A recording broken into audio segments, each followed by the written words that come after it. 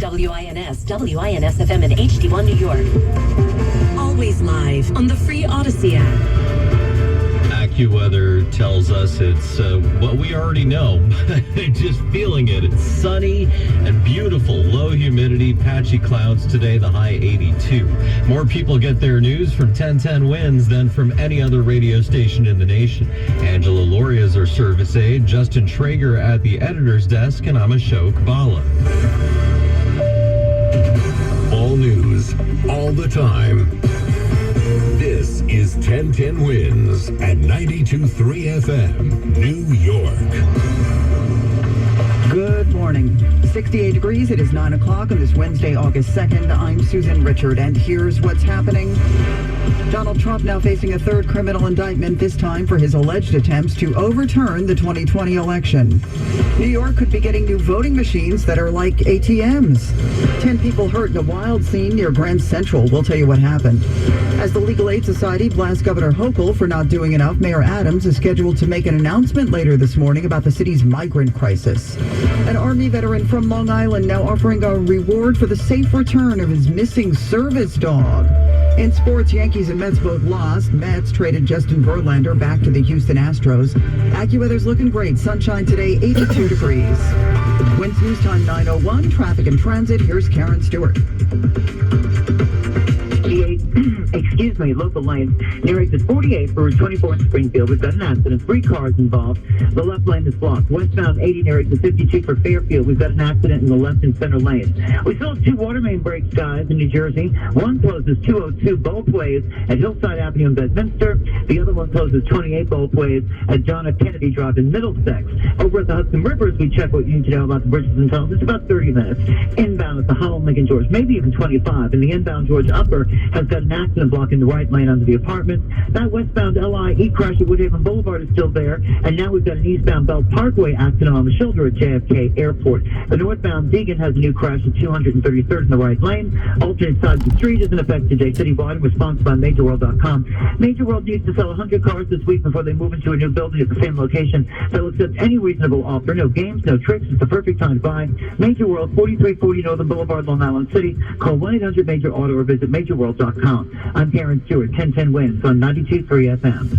Donald Trump facing yet another criminal indictment, this time in connection with the January 6th assault on the Capitol, which prosecutors say was fueled by Trump's lies. Former President Trump will have to appear here at federal court in Washington, D.C. on Thursday afternoon, and he's going to repeat a process that has almost become familiar because this is the third case in which the former president has been indicted. First in New York over hush money paid to a porn star, then by special counsel Jack Smith in Miami over his handling of classified documents, and now over January 6th and the efforts to overturn the 2020 election.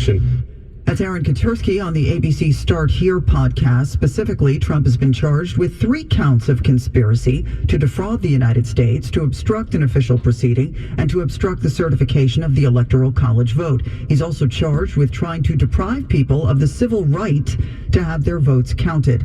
CBS News legal analyst Thane Rosenbaum. The one charge that is no surprise is the obstruction of an official meeting of the federal government, as in the counting and certification of the electoral vote. Well over 300 people who participated in the insurrection were either convicted or pled guilty to that charge. The question is, does Jack Smith have the evidence that links Donald Trump directly to the obstruction of that fateful meeting? The former president was quick to respond. Trump's campaign issued a statement calling the indictment election interference. Previous indictments have done little to change how Republican voters view Trump, something he has bragged about in campaign speeches. These are ridiculous indictments, and all they're doing is hoping for massive election interference. That's all they want to do. Trump is scheduled to appear in court in Washington, D.C. on Thursday. That's Skylar Henry. Trump could also be looking at a 4th indictment in Georgia, where a grand jury is investigating him allegedly trying to overturn the election results there. If charged, Fulton County Sheriff Pat Lapotte says Trump will be processed like any other accused criminal. Unless someone tells me differently, we are following our normal practices. And so it doesn't matter your status. We have mugshots ready for you. He adds they've already received dozens of threats from extremist groups, but are ready should there be an indictment. New York could be getting new voting machines that do away with those paper ballots. The State Board of Elections will hold a public meeting today, but then are already expected to go ahead and approve this new electronic touchscreen voting machine system.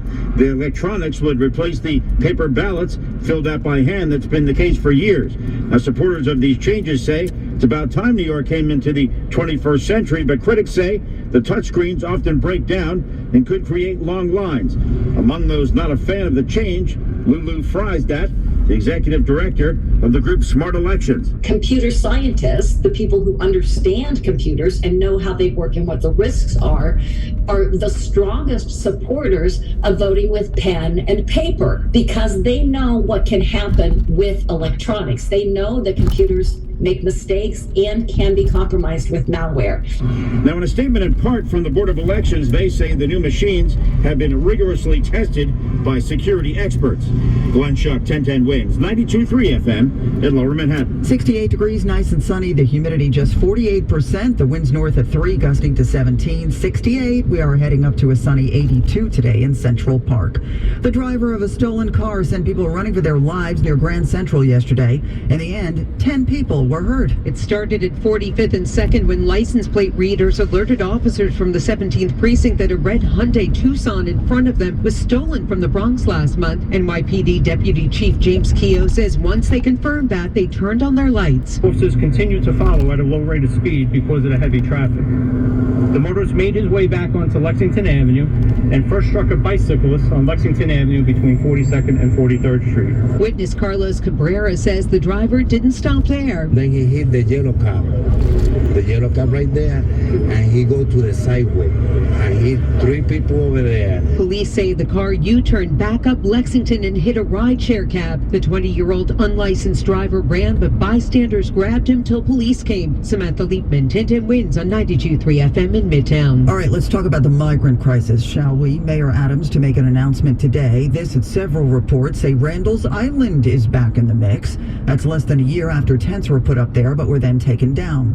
Governor Hochul says she's made the need for help clear to the White House. I have been in contact with the federal government literally every day of the week for a very long time.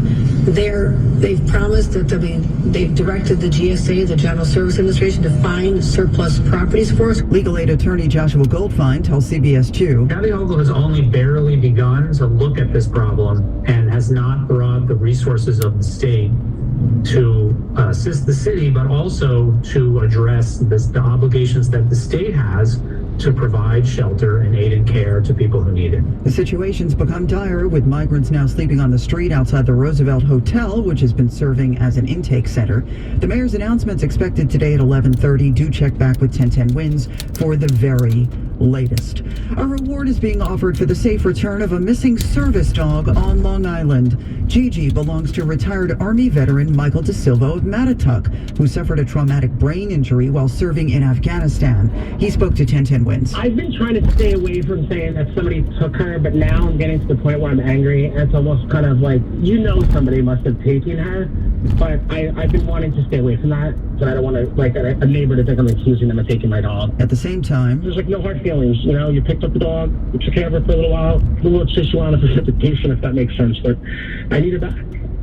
Gigi's a 1-year-old black lab. She was last seen on July 15th on Marituka Lane. If you spot her, please call this number, 516-443-4902. Again, 516-443-4902. All right, guys, thank you so much for joining me on my commute to work as we listen to a small snippet of today's news for August 2, 2023 in the New York Metropolitan area, broadcast by 1010 Wins. See you on the next video.